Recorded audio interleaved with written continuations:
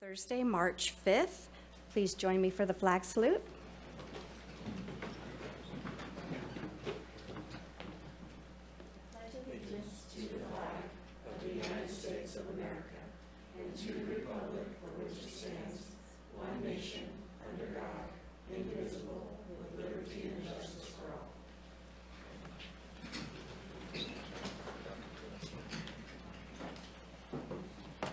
Roll call, please.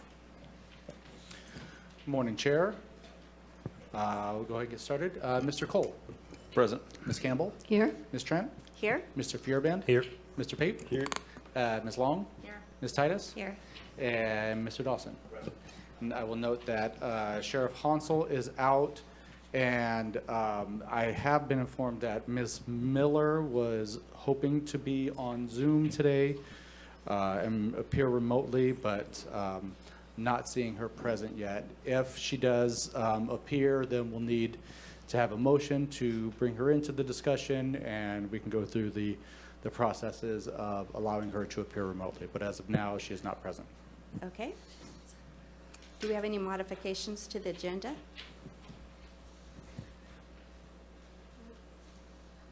Nope. Okay. No, seeing none. And approval of January 15th action summary?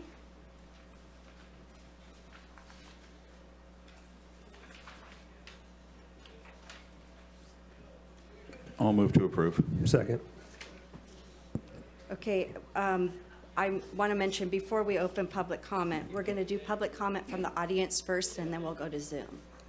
So is there any public comment on the action summary? How about on Zoom? Okay. Do we have a motion to approve? Motion to approve. Second. Okay, we don't have to do roll call. We don't have to do roll call yet. Okay. All in favor? Aye. Any opposed? Okay. County administrative updates. All right. And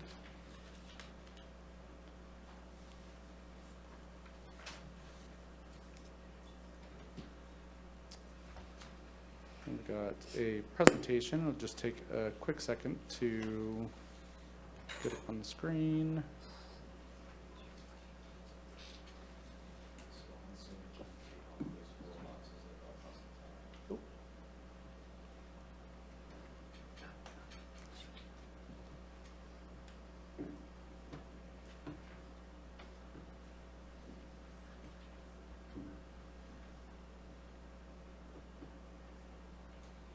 All right. Okay, great. Thank you very much, Chair. I just want to level set with this committee before we get on to the next part of our agenda. This is a reminder of the amount of funding that is available for recommendation. 1.651 million. We just rounded that down to 1.65 million just for ease of calculation. But these are the funding sources from last year and this year that got us there. There is a little bit of revenue above 12.5 million that we're projecting to come in for 26-27. There was some revenue above projections. We projected 13 million. We came in at 13.1 million, just as a little bit of that was a 99% accuracy on the revenue projection there. So a little proud of that one. And we had some revenue savings from last year that is going to come over, expenditure savings from last year that's going to come over into 26-27. This is a reminder of the spending plan that was approved by the board, recommended by this committee. I will note that if you look at the 26-27 allocation there for fire, we had come to your committee earlier this year and mentioned that that would be $975,000. It's been reduced down to $965,000. If you recall, that amount of funding is dependent on the small county departments, small departments with 4 or fewer employees, would their guarantee their allocation. The public defender, all of our attorneys this year got pay increases a little bit above 10%. And so that went into effect, which affects their allocation this year. So that allocation went up, which reduces fire's base allocation down to $965,000. As a result, we have manually adjusted fire's application for this year. As you know, their goal was to get to $2 million each year, and so that's been adjusted by about $10,000 or so. Also wanted to remind this committee of policy stances that you all have taken in the past. The first policy stance that you made was to create a reserve fund in an amount of 16% of annual revenue. That would be about $2.08 million. Right now, we're at $864,000. That was recommended and approved through this committee, approved by the board a couple years ago, but we have not made any more contributions to the Measure Z reserve since then. That was in fiscal year 23-24, I believe. Your committee also required a self-audit on staffing from applicants who've received allocations. There's now a self-audit on the quarterly reports and the applications. This mentions if an application funds staff, your committee wanted to know how often that employee was actually on the payroll. And so those audits are in the quarterly reports and on the applications for funding. Your committee also wanted to create a criteria for allowable costs. On the application, we decided to just have applicants provide more detail on their applications so that you all could have transparency into, or visibility into what exactly those costs were to help you make your decisions on when you want to reduce applications. Your committee wanted to create a mechanism that would allow you to recommend partial funding of applications. Again, on the application, there is a piece in there that asks applicants what is the minimum amount of funding that they would need to have an effective application. So that is in your application packets as well. Your committee wanted to require agencies to report on other funding sources that they have sought for their projects. Again, that has been included on the applications as well. A couple more. Your committee adopted a stance that it will not recommend any more projects for ongoing county positions, so new FTEs. Your committee said we're not going to recommend that anymore. I will say that this year's round of applications do not have any applications for ongoing county positions. A nuance to that is your committee also talked about how you would be willing to entertain funding that would prevent layoffs for existing county positions. So there's that, but again, there's been no applications specifically for FTEs. Last two, your committee wanted to excuse me, establish a goal of 67% of total funding per year going to county agencies and the remainder going to community partners. I have a slide later to show where we're at, and you want to look at that number every other year. And finally, your committee wanted to move forward with funding applications only once per year, as opposed to doing it at the beginning of the year and then at mid-year again. And that kind of keeps everybody in the loop of who's getting which funding. In the past, we would do mid-year allocations, and it brought some complications into the entire process. So those are the policy stances that your committee approved back in fiscal 22-23. So as I promised, this is the breakdown of where we are right now in terms of funding going to county agencies and outside agencies. Based on the amount of funding that is available for 26-27, 76% is dedicated to county departments. 11.85% is already set for community partners. Up for grabs is 1.65 million. It's about 12%. So depending on the recommendations that this committee makes and allocations approved by the Board of Supervisors, those numbers could swing either way.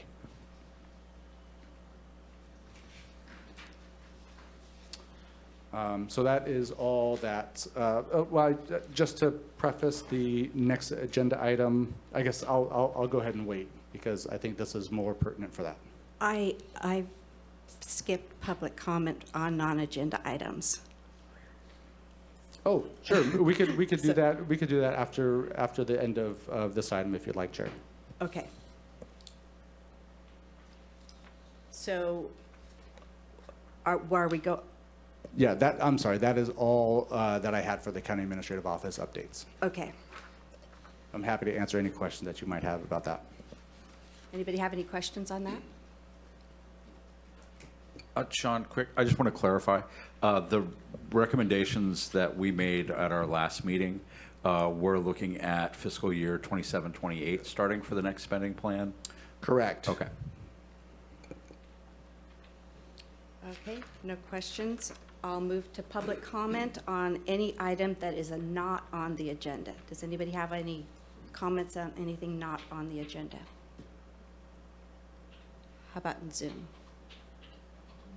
No? Okay, so then we'll move on to discussion items.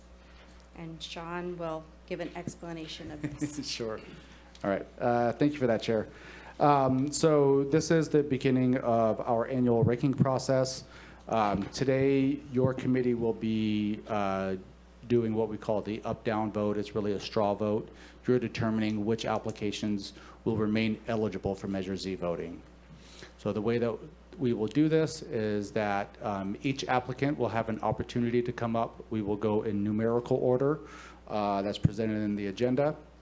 Each applicant will have 5 minutes, up to 5 minutes, to come up and explain why their project fits the intent of Measure Z and should remain eligible. We'll go through all 14 applications. After that point, during those presentations, if your committee wants to ask questions of the applicant, you are welcome to have those questions, go back and forth. After that process, we'll go to public comment on all of the applications. After that, we will close public comment. Then we will do the straw vote on each application. We will not do a roll call. We will just do hands up if you think something should be eligible or not. Once we get through all of the straw votes for the entire application, then we will have a motion to approve the eligibility list. And at that point, we will do an individual vote, a roll call vote if we need to, if Ms. Miller shows up.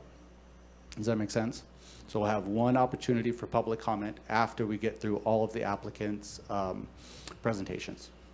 I have a quick question, Sean. Yeah. Is this really the main opportunity for us to ask questions of the applicants?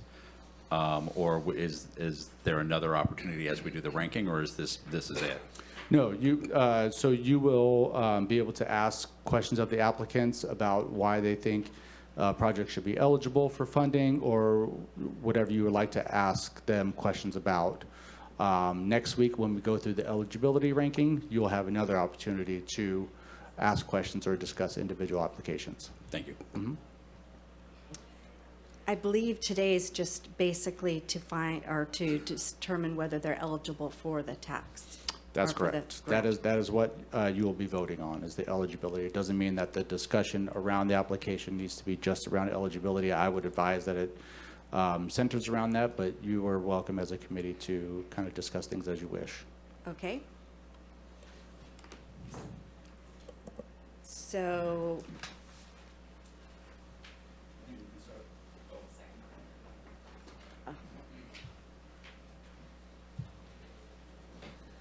so the first one on the list would be Fortuna Police.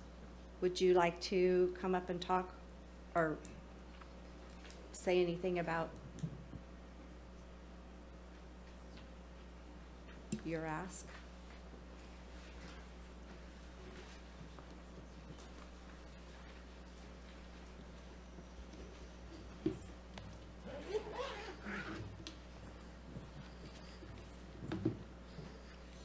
So bear with me here if you see what I'm reading. And I believe each person has 5 minutes. Oh, okay. Thank you very much, Chair. Chief Matt Everhart with Fortuna Police Department.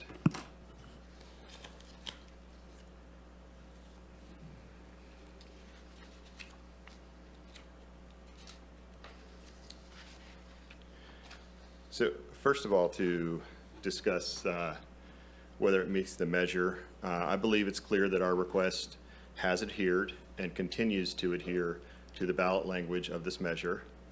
The SRO is a sworn police officer fully equipped to provide emergency response. They provide services to children dealing with mental health issues and investigate child abuse. Their presence enhances emergency communication, and they serve incorporated and unincorporated areas of the county, which I believe fits the ballot language.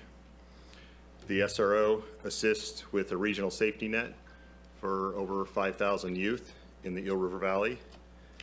It isn't just a Fortuna position. It's a regional resource serving 15 different campuses across Fortuna, Ferndale, Riadell, Lolita, Scotia, and Hydesville. The SRO ensures the same safety and mentorship resources are available for students in all unincorporated and incorporated areas in the valley. The SRO's role is not as a patrol officer. It's more of a specialized hybrid role. Our youth are learning, and we all know that accountability for your actions is important. But what's even more important at a young age is a role model, an informal counselor, an educator, someone who is a proactive problem solver to help them learn as they navigate their choices and the consequences of those decisions. It's about diversion and prevention over enforcement. The SRO is a preventative force addressing root causes like chronic absenteeism, bullying, and the goal is to divert the youth from the legal system.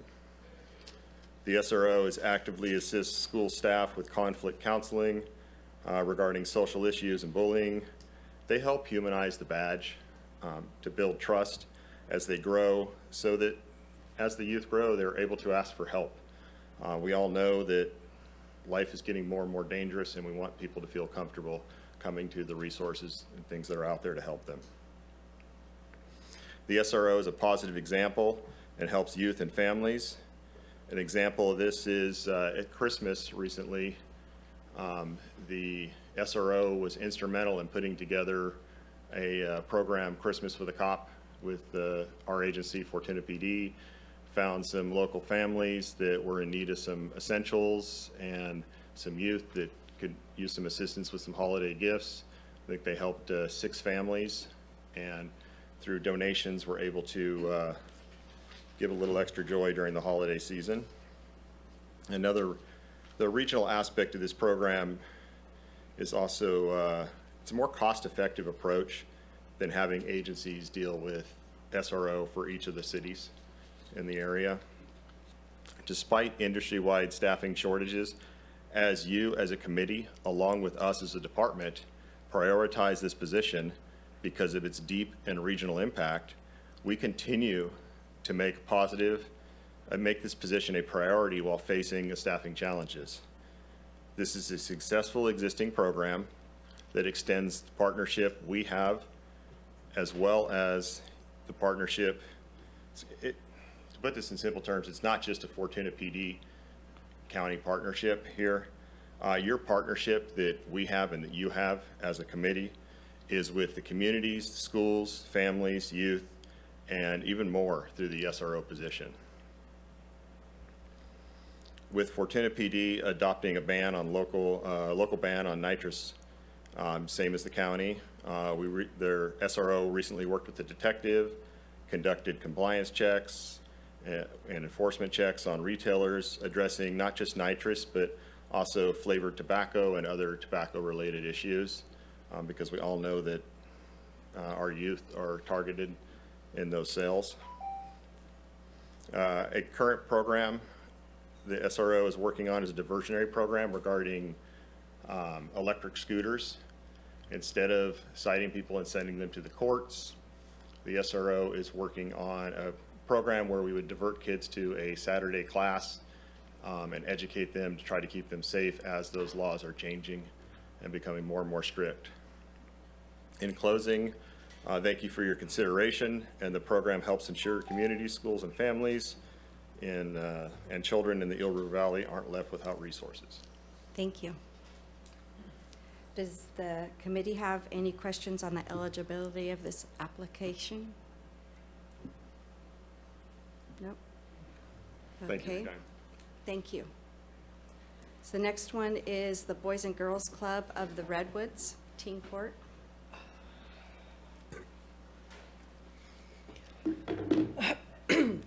Okay. I'm a little nervous, I'm sorry.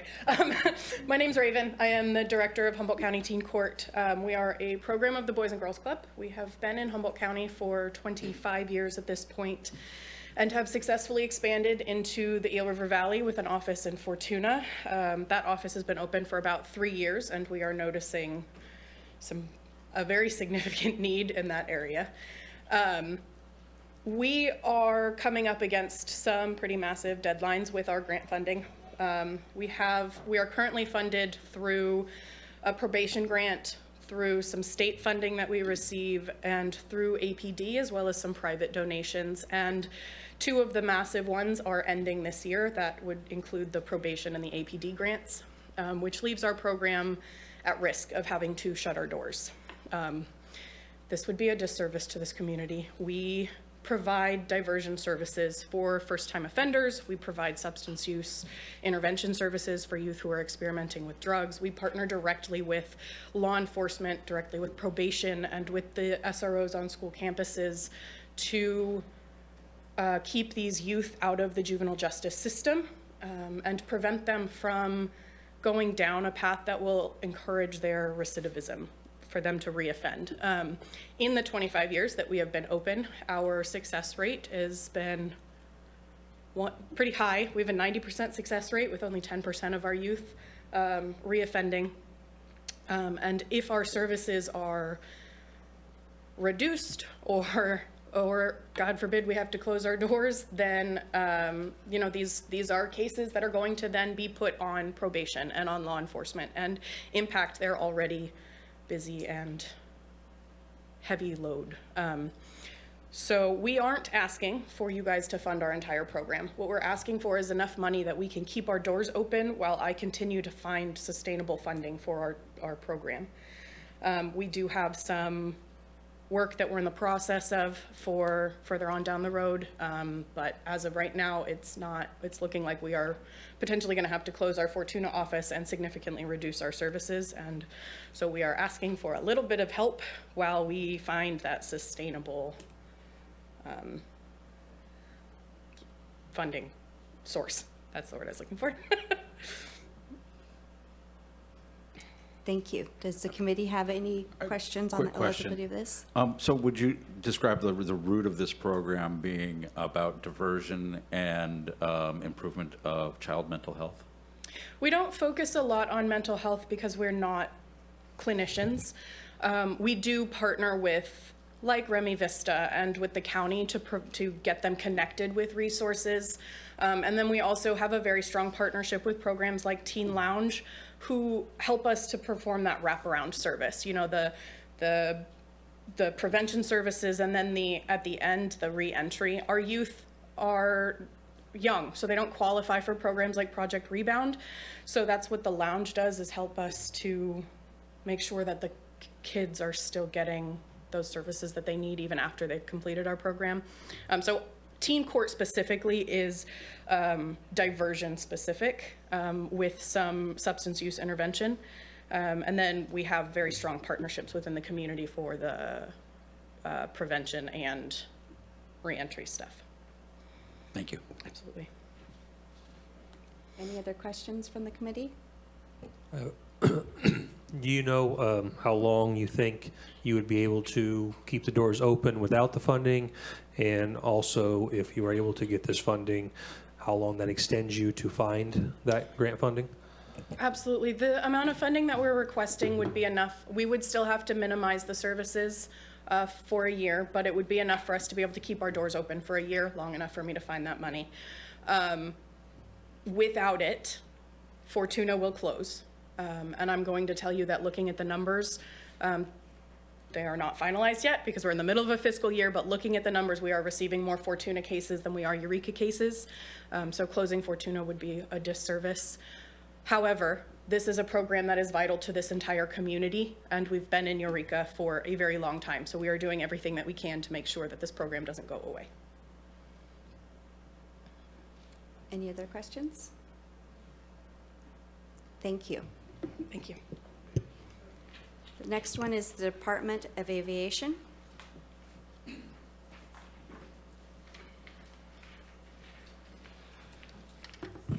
Good afternoon. My name is Justin Hopman. I'm the Director of Aviation for Humboldt County. I think it's the first time the Department of Aviation has actually asked for money from Measure Z. We're here looking for assistance with a match we got. We received a grant from the Federal Aviation Administration last year for a new ARF truck. It totals just over $1.25 million for the new vehicle. So we're looking for the local match, which is what we are required to put up with the FAA to purchase said truck, which is $68,827. Most people don't realize there's a fire station at the airport. We staff one firefighter 21 hours a day and 7 days a week. The primary function is just to put out fuel fires and wait for help from Arcata Fire District to come and do the rescue operations. The new truck will increase reliability, and it also has an environmental impact to the current foam system that is out there is loaded with PFAS, which is the fluorine that's very dangerous to people and to the environment. And the new truck will be equipped with the new, more environmentally friendly foam system. So we're asking for your assistance, just like any county entity organization. We operate on a shoestring budget, so any little bit counts. And that's all I have. We appreciate your consideration. Thank you. Any questions from the committee? No? Thank you. Thank you. The next one is Hoopa Valley Tribe, or Tribal Police, I mean. Oh, they're on Zoom, okay.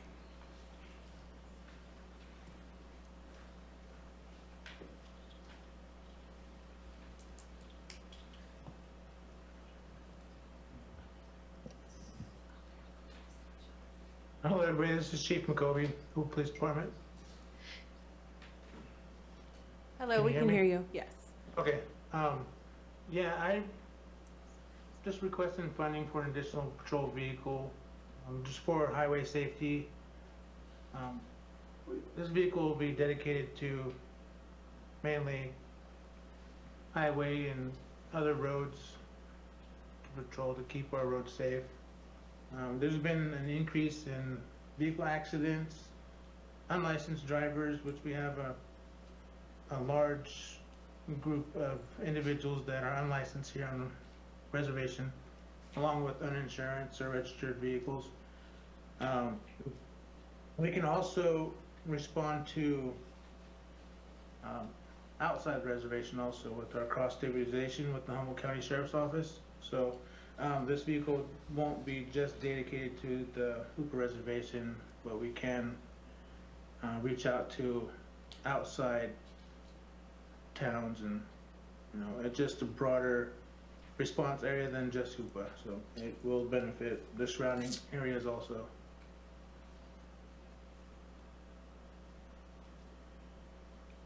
Thank you. Any questions from the committee? None? Thank you very much. Our next item is Arcata Police Department Juvenile Diversion Office or Program.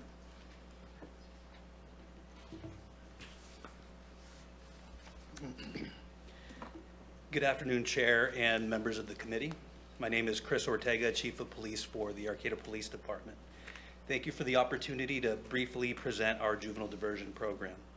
APD is seeking Measure Z funds to support one juvenile diversion counselor serving youth and families in the 3rd Supervisory District and the western portion of the 5th District.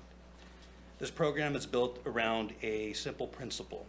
Early intervention prevents deeper involvement in the juvenile justice system.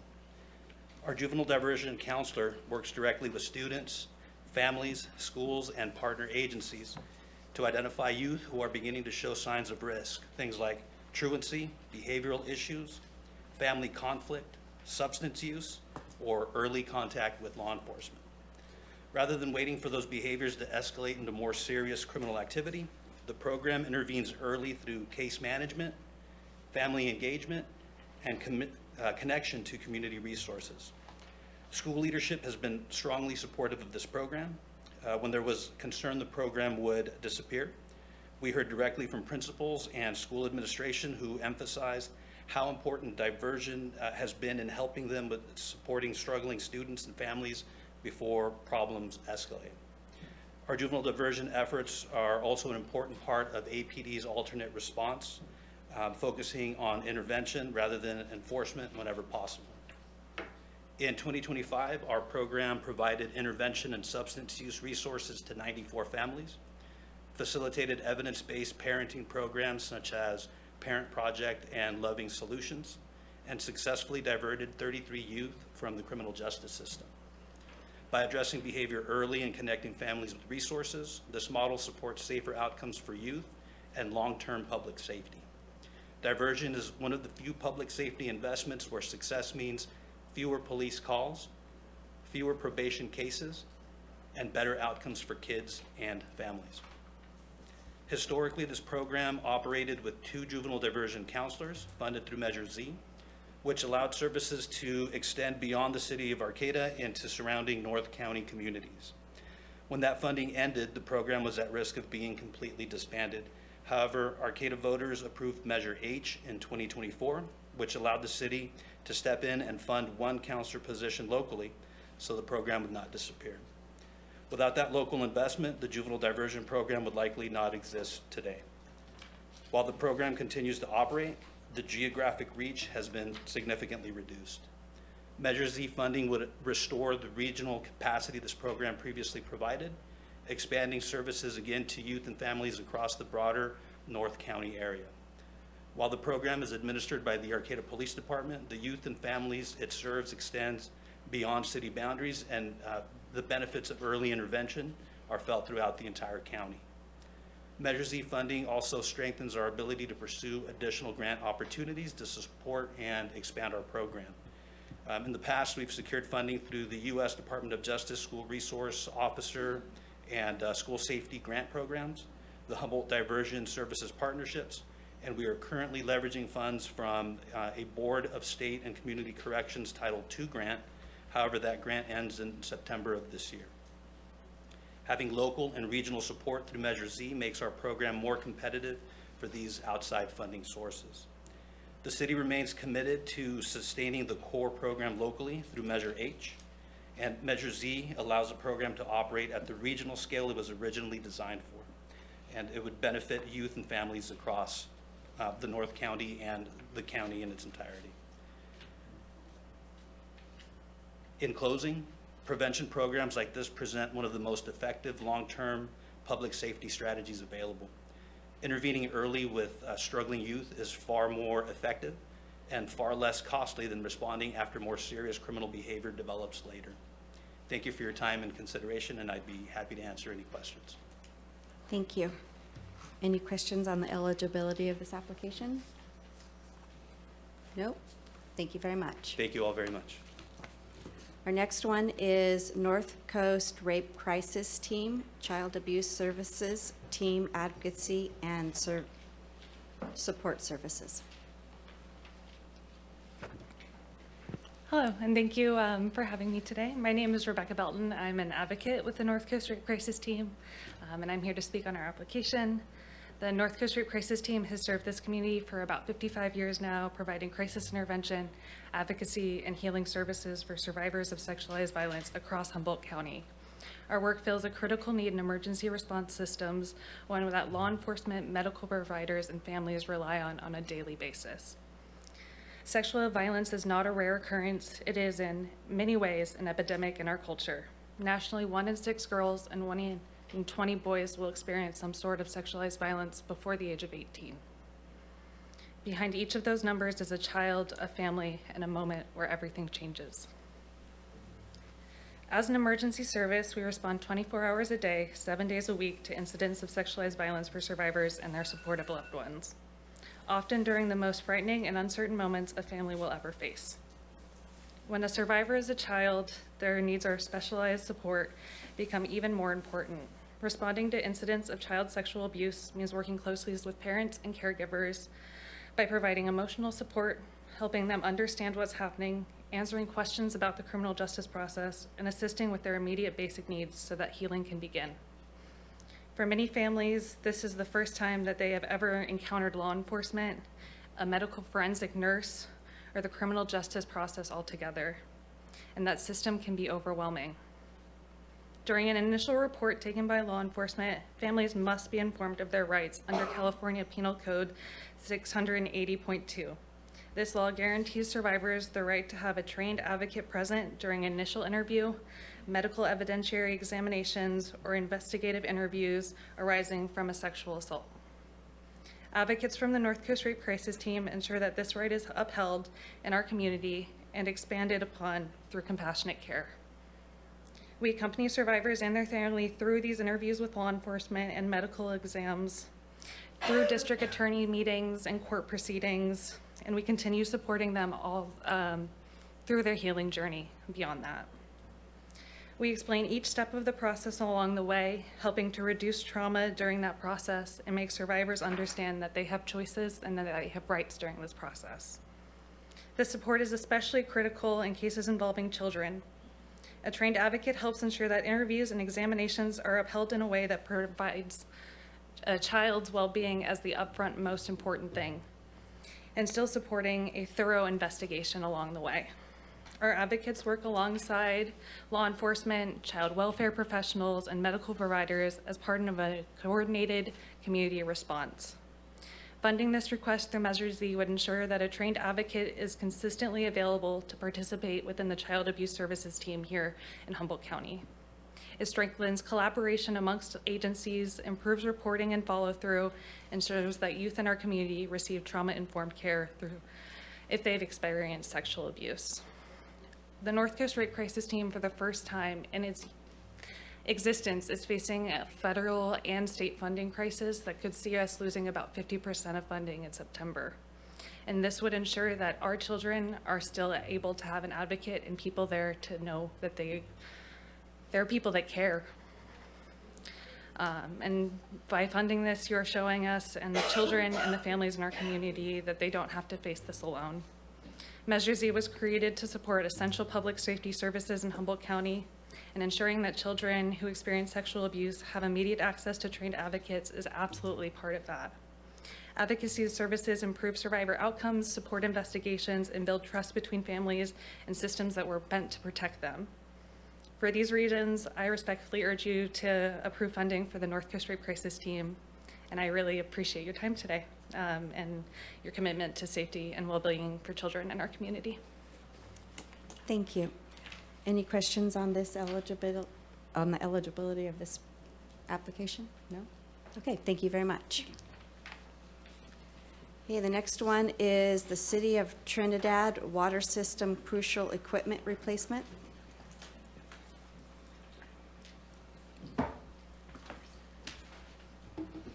Good afternoon. I'm Angela Cather, Special Projects Manager for the City of Trinidad, and with me is I'm Carl Anderson. I'm a water treatment plant operator. So the city is applying for Measure Z funds as we're seeking additional resources that will assist in maintaining and improving the essential service of providing safe and reliable drinking water to our water customers, and also water for firefighting capacity to not only the city, but West Haven and the Trinidad Rancheria.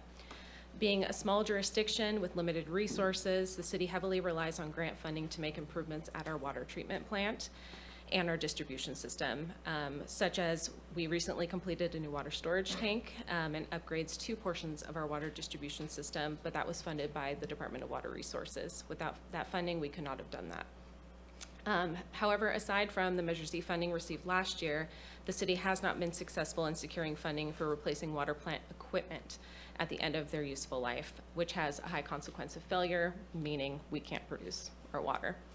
The city has actively explored ways to improve our water system, but improvements continue to be funding dependent. Continued pipe failure and the inability to replace other aging water plant infrastructure such as pumps can cause interruptions in water delivery and jeopardize the ability to provide safe and reliable drinking water to our customers, and again, water for firefighting capacity. I do want to note, we also recently finished construction of an intertie with West Haven Community Service District, which was also funded by the Department of Water Resources. But in an event of critical infrastructure failing, the intertie, if operational when needed, likely, and when I say likely, definitely, would not be able to support the entire water demand of the city for an extended period of time.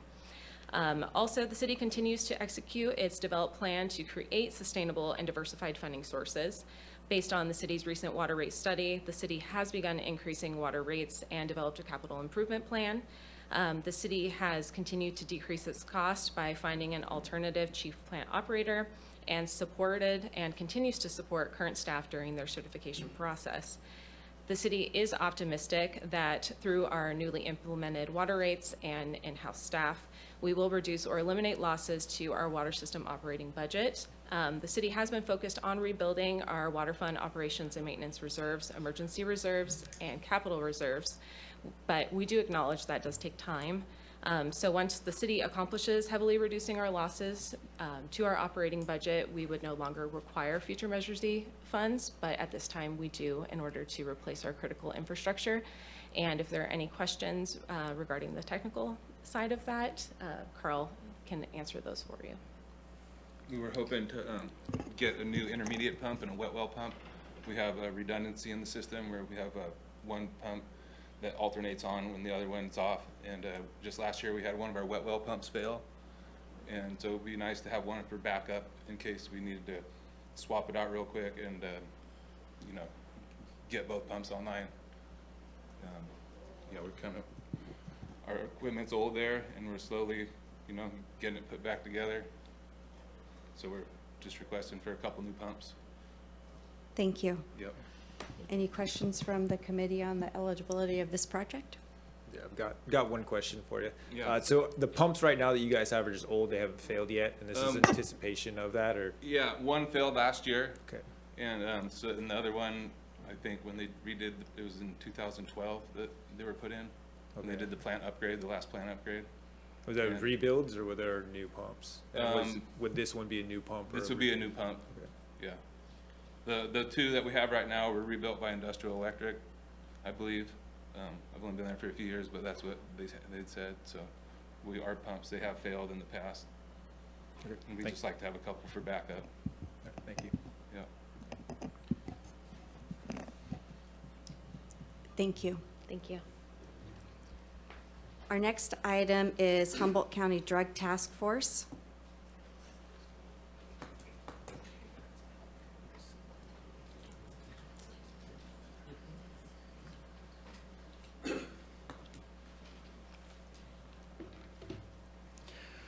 Good afternoon, Chair and committee members. My name is Brian Stevens. I'm the Chief of Police of the City of Eureka, but I come to you today as the Executive Chair for the Humboldt County Drug Task Force and a formal agent of the Humboldt County Drug Task Force. Measure Z resolution states and stresses the need for funding to combat hard drugs and narcotics like methamphetamine in Humboldt County. The Humboldt County Drug Task Force is the primary narcotics enforcement unit in the county and comprised of personnel from the Humboldt County Sheriff's Office, the Humboldt County District Attorney's Office, the Eureka Police Department, the Arcata Police Department, and the Fortuna Police Department. It also is responsible for drug enforcement on all the incorporated, unincorporated, and tribal lands within the county. DTF was originally established in 1983 in collaboration with the California Department of Justice, Bureau of Narcotics Enforcement, in response to a countywide drug epidemic. With legislative changes, B&E removed themselves in May of 2013, and the Humboldt County Board of Supervisors approved a memorandum of understanding to establish the task force as we know it today. So for the last 12 years, the task force has been operating just off of asset forfeiture funds under the umbrella of the Humboldt County Drug Task Force. The mission is to actively investigate the sales, manufacturing, and distribution of illicit drugs within Humboldt County by focusing our investigative efforts on complex drug trafficking organizations and mid to high-level drug traffickers. Recently, DTF has been focused on fentanyl, and the deadly drug continues to fuel the overdose epidemic within our communities. I want to just look at some of the great work that's been done by the agents at the task force over the recent 5 years. So from 2020 to 2025, agents have seized more than 179 pounds of methamphetamine, 70 pounds of heroin, 43 pounds of fentanyl. They have seized 530 weapons, arrested 395 subjects for narcotics violations, and served over 800 search warrants in our county. Being the primary narcotics enforcement unit in Humboldt County, they provide essential services in disrupting and dismantling the drug trafficking organizations, as well as assisting all agencies in major crime investigations, such as providing information regarding homicide suspects to their informants. DTF has also begun to focus on human trafficking investigations, as they often are connected with distribution and sales of narcotics. Our agents also conduct presentations at high schools throughout the county where youth and are educated on the dangers of narcotics as well as human trafficking. These presentations have lasting impacts on the students in Humboldt County, especially as county continues to navigate the ongoing fentanyl epidemic. So the Humboldt County Executive Board is requesting funding this year to assist the task force in related county expenses that are necessary to keep Humboldt County Drug Task Force functioning. These county expenses are related to county cost plan, internal services fund, and the professional services for property and evidence processing storage. We're here today because we work off of asset forfeiture funds. We have 2 federal funds and 1 state fund. Asset forfeiture over the years from the task force side and the investigations has declined dramatically. And without those funds and no other funds to assist, the task force is either going to have to make cuts in how we operate and what we do, or seek funding through like Measure Z to help offset that to ensure the longevity of the working of the task force. Our annual budget is roughly $200,000 to operate, and those funds are only for expenses, training, equipment that are related to the task force as itself. Agencies are responsible for the salaries, unless there's grant-funded salaries, and all the equipment and training that's associated with the agents that we put out there. So we encumber a lot of the cost. The overhead is really what comes out of the Drug Task Force asset forfeiture funds, and we're just looking for your assistance to make sure that we can keep this vital organization moving forward in our county to continue to combat the human trafficking and drug trafficking in our communities. So I thank you for your time and be available to answer any questions. Thank you. Any questions on the eligibility of this project or application? No? All right, thank Thank you you all. very much. Humboldt County Fire Chiefs Association. Chief Citro was here. Looks like he had to run out, so. Oh. We'll come back to that one. Is that okay? Okay. Department of Aviation, turnout gear replacement. Hello again. I feel guilty coming up here twice. Justin Hotman, Director of Aviation for Humboldt County. It's a simple ask. It means a lot to us, though. We're asking for 6 sets of new turnout gear. Turnout gear has a lifespan of about 10 years, and we have 6 sets that are expiring this year. So they're roughly about $4,000 a set, and we appreciate your consideration. Any questions on the eligibility of this one? One question I have is, you said you got 1 fireman on duty 21 hours a day. How many employees is that? It's a total of 10 employees. The Department of Aviation has a lot of turnover. There's a lot of people that come and go, so we do ask for extra sets, so we have different sizes available for different employees. But yeah, the one person, they work in shifts. They're not working 21 hours a day, Yeah. like a normal firefighter I would got you. work 24 Yeah. hours a day. But yeah, so yeah. Thank you. I have a question. So is there a reason why your organization isn't part of the Fire Chiefs Association, since you? I don't know the answer to that question. Do you want them now? No. Yeah, they can just like anybody else. So. Yeah, That's a valid point. Yeah. something to consider. Yeah, for sure. Because they get funded. And, Yeah. Chief Emmons would be a good one for that. Yep. Okay, thank you. Yep. Thank you. Next one is Southern Humboldt Community Health Care District. And I believe Nick Vogel is online. Okay. Hi, Nick. We can hear. Can you talk? Oh, good. There. Hi, everyone. We can hear you now. Oh, good. Thanks for having me. Okay, hello from Southern Humboldt. Thanks to the committee for considering our proposal. Sohum Health is attempting to raise the requisite funding to build an emergency helistop in Garberville at the site of the new hospital on Sproul Creek Road, which is scheduled to break ground in 2027. The land has already been purchased. The site for the helistop has been mapped out by a planner and an engineer. In general, medical evacuations are a really critical service in Southern Humboldt because of our remoteness. The hospital receives about 125 patients a year that require transfer to another hospital for more specialized or trauma-based care. A helistop for medical evacuations located at the hospital would be a significant improvement in essential infrastructure. There is currently only one ambulance serving our patients who live in an area that's over 600 square miles in size, and medevacs happen down at the Garberville airstrip. What this means is we often have patients brought to our ER via ambulance, and while the ambulance leaves for another call, our doctors and nurses stabilize the patient and learn that they need air transport to another hospital. So the patient is then forced to wait for the ambulance to return to the hospital before they can be transferred down to the airstrip. Having an emergency helistop located at the hospital really simply means the patient is just wheeled out to the south side of the hospital where the helistop will be located and air transported out of Southern Humboldt. So it's a classic, time saved equals lives saved situation. The helistop will not just save lives, but it'll significantly ease the burden off of city ambulance and reduce the wear and tear on Sproul Creek Road, which leads down to the airstrip. So our request is just a one-time funding request, simply to just get the helistop built in 2027. We understand the funding is limited, and we've scaled our request to $29,000, which is the exact cost for all of the electrical work and the lighting that would be needed for the new helistop. We do not anticipate needing any future funding from Measure Z after the helistop is built. The hospital intends to maintain it with general operating funds. So that's it in a nutshell. I'm happy to answer any questions the committee has. Otherwise, I really thank you guys for your time. Thank you. Any questions from the committee? Nope. Thank you very much. Thank you. The next one is Access Humboldt.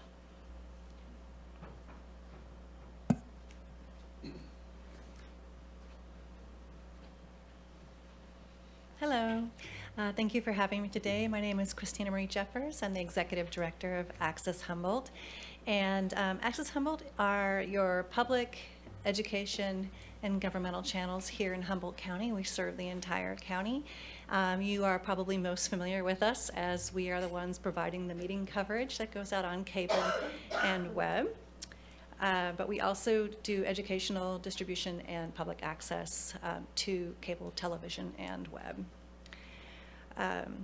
So we are upholding free speech, transparency, and government education for all, which are initiatives outlined in the Cable Act. We are an essential method of distribution for emergency alerts, disaster information, public service announcements, and other civic information crucial to viewers. What we air on TV and low-power FM informs, educates, and inspires the residents of Humboldt specifically to take action and can be critical to their survival during a disaster.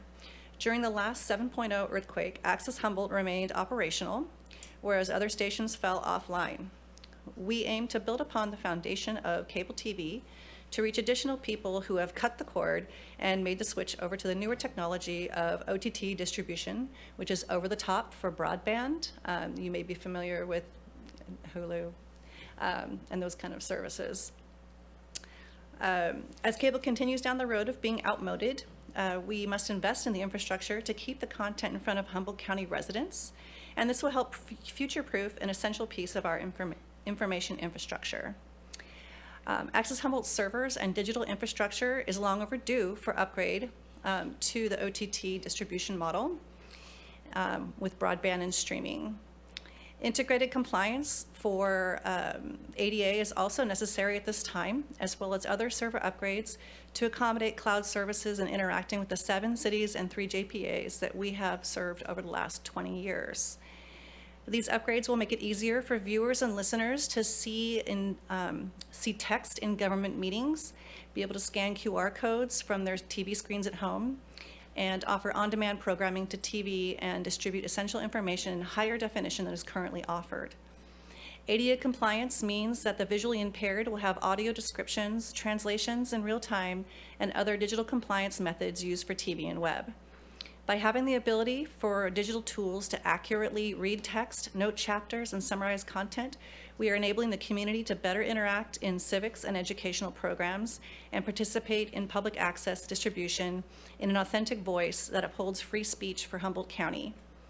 Access Humboldt also distributes emergency notices and information, and these upgrades will improve the delivery of alerts and communications countywide by expanding coverage from cable and internet to include OTT distribution and broadband, serving more of Humboldt County's residents. I cannot stress how important it is for our constituents of Humboldt County to be able to read what we can read easily in this room on screen at in their homes to participate civically. As you know, when emergency services come across television, they can come across in like a ticker tape fashion across the bottom. We call that the lower thirds. And if it's not in high definition, currently it's very hard to read, and it could make a big difference when giving out evacuation orders or other essential emergency information to our Humboldt residents. So this is the right time to be investing in our digital infrastructure for our civic abilities and public safety and emergency services. Thank you. Any questions from committee? None? Thank you very much. All right, thank you for having me today. Oh, okay. Is he in the room? Okay. I don't see him yet. No? Yeah. Okay. The next one will be Bear River Band of Ronaville Rancheria Transitional Living Houses.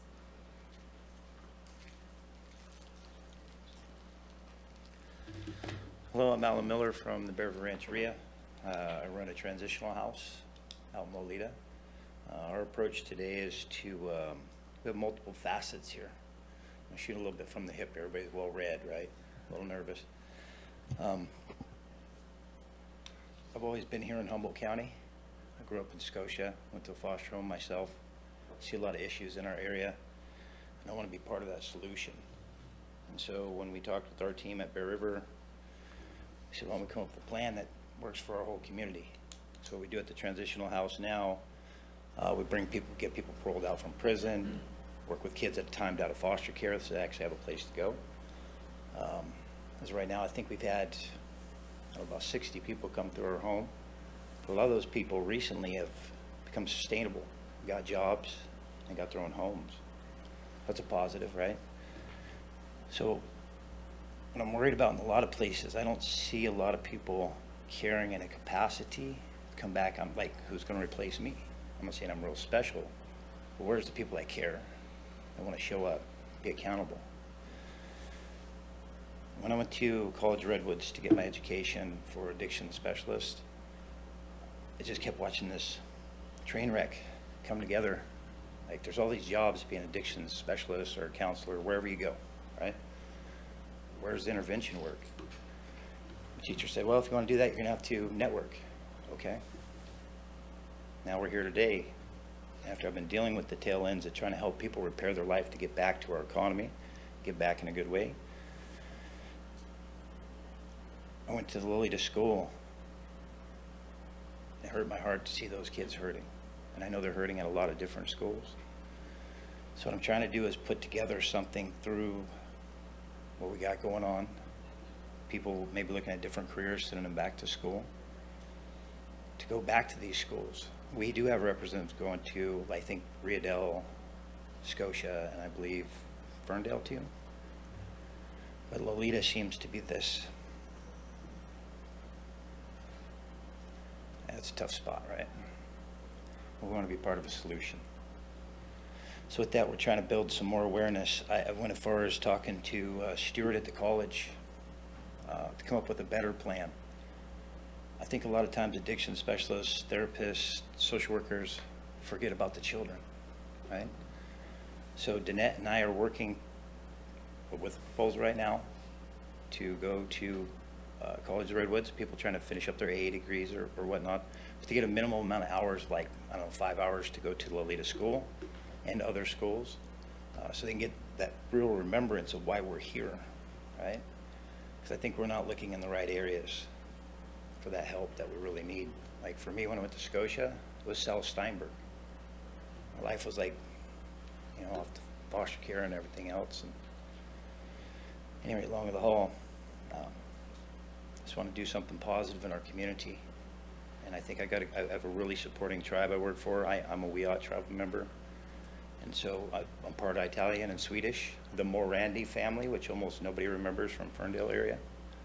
So I'm just trying to be a good human and bring something back to our community that shows, especially our young ones and other people. Like I work with adults, you know, people from prison. And again, like seeing all these people go to prison, they say, well, if I just had somebody in my life that kind of cared, that showed up, was present, accountable.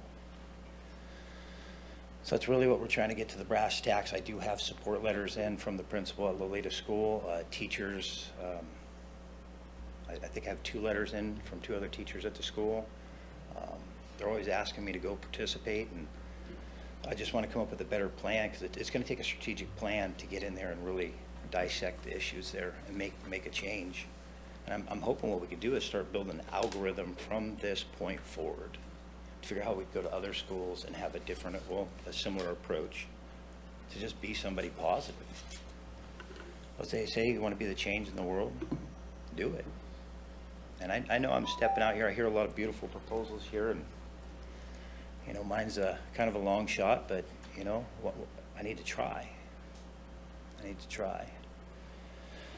So getting to what is, we do have an end goal here of working and building a wood yard. A lot of guys coming through my transitional house don't even know what it's like to work. You know, what does that really mean? Let alone know how to cook, etc. So get down to the brass tacks. Tail end of what we're going through is keep sustainability, keep our house open. Thank you. Unfortunately, your time is up. Oh, I'm sorry. Okay. Thank you. Any questions from the committee?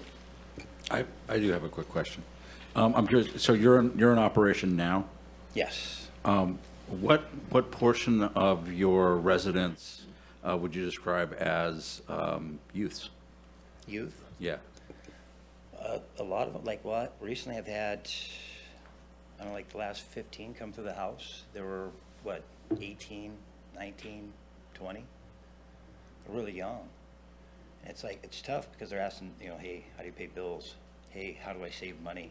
It's like, the whole, like, what does credit mean? So, yeah, we do have a lot. And like what we're getting to, like part of that question as well, is how do we teach people it's never been taught? And so what we're hoping to do is to keep setting positive examples that teach in a way that they, like confidence. The job of us men is to teach confidence. So, Thank you. Yeah. 1 second, Alan. I know you didn't quite get to it. To clarify, the large portion, if not all of that funding, is more towards trying to, you were just mentioned there at the end, the wood yard, trying to offer these individuals a job or a task to try to start building some skills, building some confidence. Is that correct? Yes, yes, Okay. it is. Yeah. Any others for that, or? That's all. Okay, thank you. Thank you. Okay, then Kamal Medical Center.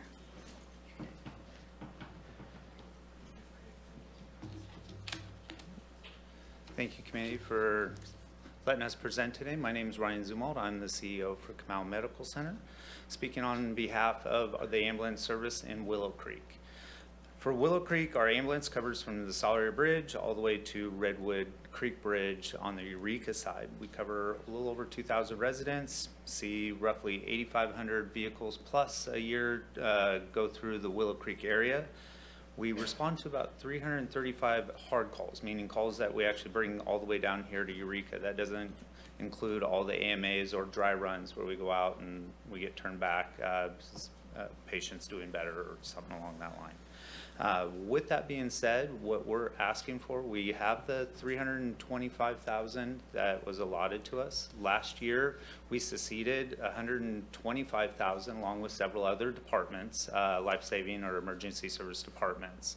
With that, many of the other departments or all the other departments received that funding back. The ambulance service up in Willow Creek did not.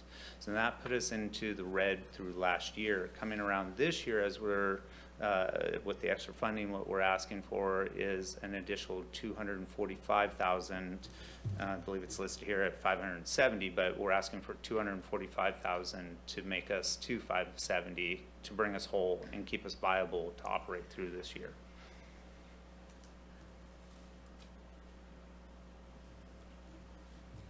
Any questions from the committee? Nope. I just want to clarify on really what you're asking for. I want to hit that again. Yes, sir. What you're really asking for is the difference between this amount that you're applying for minus the amount that has been allocated by the spending plan. Correct. It would be $245,000 roughly. Okay, thank you very much. Thank you. Is the fire chief back in? Yeah, I can answer any questions. Well, basically, it's just to see if they qualify for this, and they qualify for this, so. I guess we really don't have to have a presentation. He can talk when we're talking. We'll make sure they have it on the next round.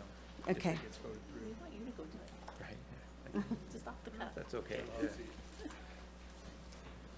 Okay, so.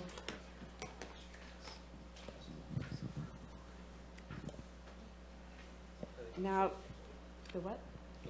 Oh, we're at the point to where we need to do our vote, our up and down vote?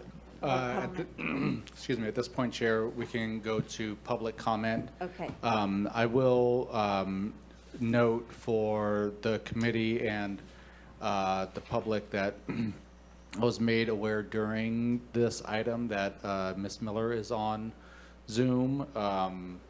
However, I assumed that we would be able to bring her in the middle of the item, but she needed to be in before the item started in order for her to be able to vote and even straw vote. So Ms. Miller is online, but at this point she will only be able to participate as a public participant. So she can participate in public comment at this point. But right now, Chair, I would recommend that you go out to public comment and then you can come back and deliberate and do our straw vote. Okay. Is there any public comment? Is there any public comment online? No? Okay. So does the committee have anything they want to discuss? I just have one question on the Fortuna Police Department. Mm-hmm. When we voted or had our meeting last time, when we talked about bringing that one as part of what was included, is that for a different year than what we're working Yes. on now? Okay. This is That's next year. Yeah, Okay. it starts next year. Okay. Okay, so I guess I have a quick question, Okay. or just something I want to ask, maybe get some clarification from Humboldt Bay Fire. I'm curious about the City of Trinidad's application. Yeah. And the curiosity comes to how much does their water system, how much does that impact their water system affect your ability to provide services in that community? I'm from Shelter Cove Fire, but I can speak to it as a fire department. For us, if it fails, it fails, and it is a big deal if it fails. I know last year's I was a proponent for pushing their application through this part of the eligibility vote, but that was what we were described to as an emergency at that point. It wasn't providing the adequate fire to the fire hydrants. This one sounds like maybe more of just in case those pumps do fail. I know, talking to the historical precedents of what this committee has voted on in the past, not supporting infrastructure with that kind of stuff, I think is going more in line with that, without it being a direct emergency to what we see. So I have some ideas for them to speak with it after, no matter how this vote goes. But I think right at this point, it sounds like they are still having adequate water supply to their fire hydrants. unless one of those pumps fail. So. I appreciate it. Thank you. There's nobody else here. Any more public comment or comments from? I guess we'll start our up-down vote or straw vote.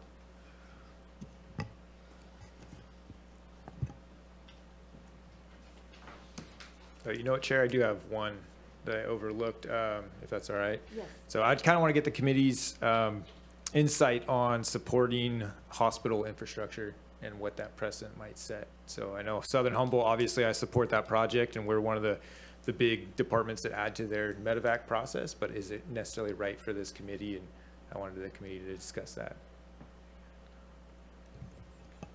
I am very unsure on this one myself, too.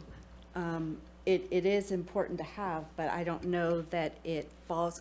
Can we have that back up there again that shows exactly what the terminology for the, do you have that for the tax measure? Yeah, it would be just 1 second. As you pull that up, I understand that it's a hospital doing it, but I really view it more as rural ambulance. You know, it's like air ambulance transporting patients and like an arm of the hospital, but could be elsewhere. I was kind of leaning that way as well because we're already supporting other ambulance services and basically it's the same thing. I view it the same way, mainly because I'm looking at it from not the view of the agencies, but the view of the patient. The patient needs to be able to get the services that are required for their circumstance or their injury. Simply getting them to Garberville, if that's not going to be able to address their condition, doesn't close the file on that patient. They're not done. And regardless of funding availability, I see that as something that's part of emergency response.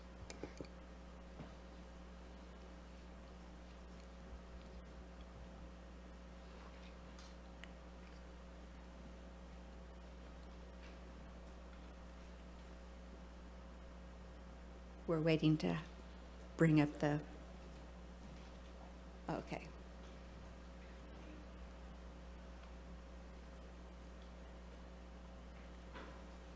Oh my God. So as we vote for the eligibility of each one of these, we need to make sure that it falls into these categories. Yeah, to me, that one falls under the rural ambulance 911 emergency response.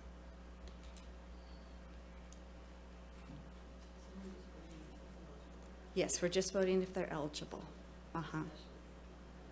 Yes. Mm-hmm.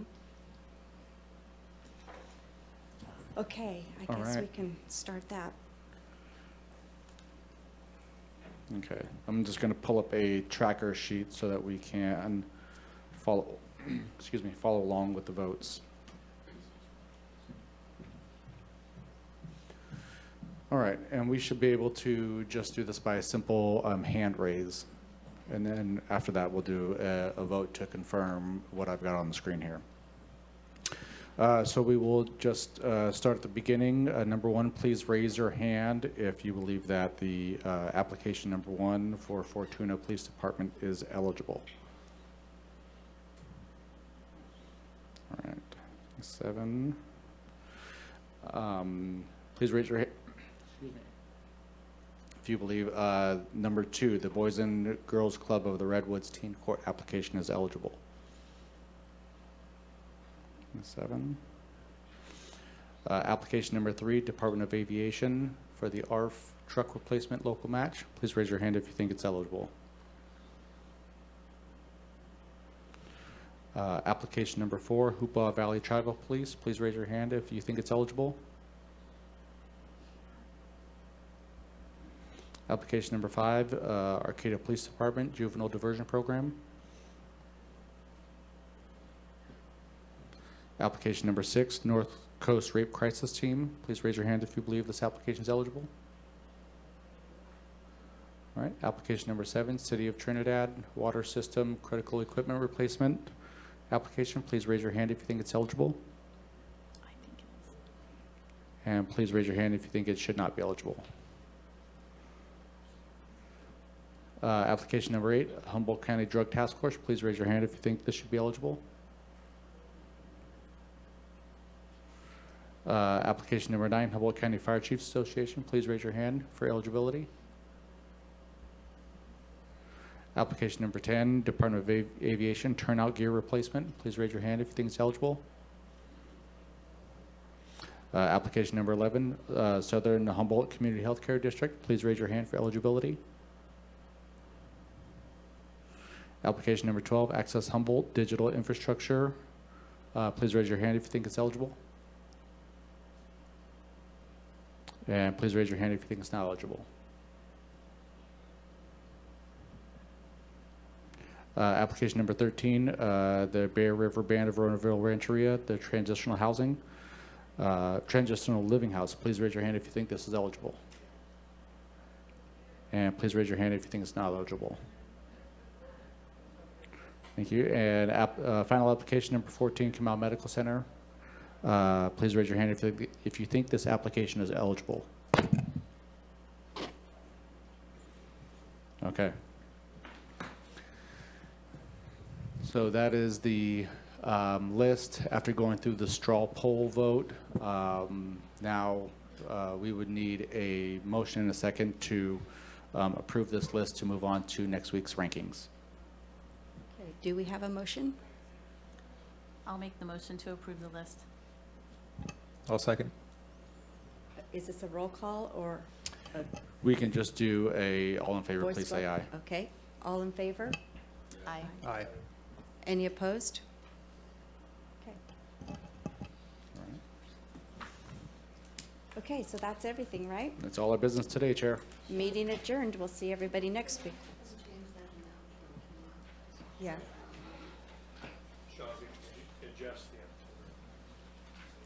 And then maybe put the comma in the right place on the Arcata Police.